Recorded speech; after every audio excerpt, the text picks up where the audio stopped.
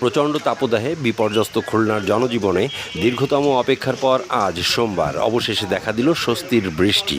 বিকেল থেকেই উত্তর পশ্চিম আকাশ ঘিরে দেখা যায় মেঘ জমতে শুরু করেছে।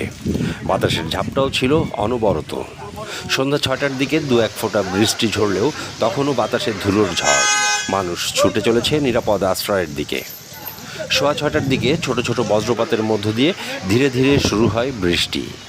এরপর বাড়তে থাকে মেঘের হুঙ্কার, সেই সাথে মুষলধারে বৃষ্টি। এ সময় অল্প কিছু শিলা পড়তেও দেখা যায়।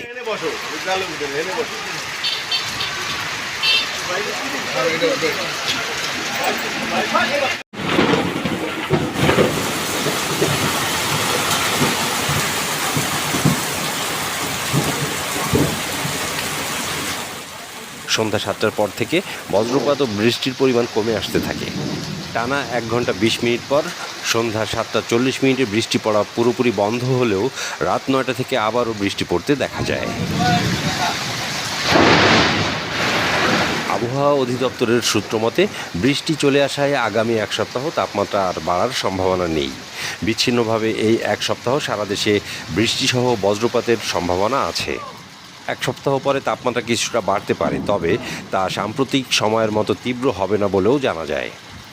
এবার এপ্রিল মাস জুড়েই দেশের ওপর দিয়ে বয়ে গেছে তাপপ্রবাহ। এত দীর্ঘ সময় টানা তাপপ্রবাহ আর দেখা যায়নি। এর মধ্যেই 52 বছরের মধ্যে দেশের সর্বোচ্চ তাপমাত্রা রেকর্ড করা হয় যশোর ও চুয়াডাঙ্গায় 43.8 ডিগ্রি সেলসিয়াস।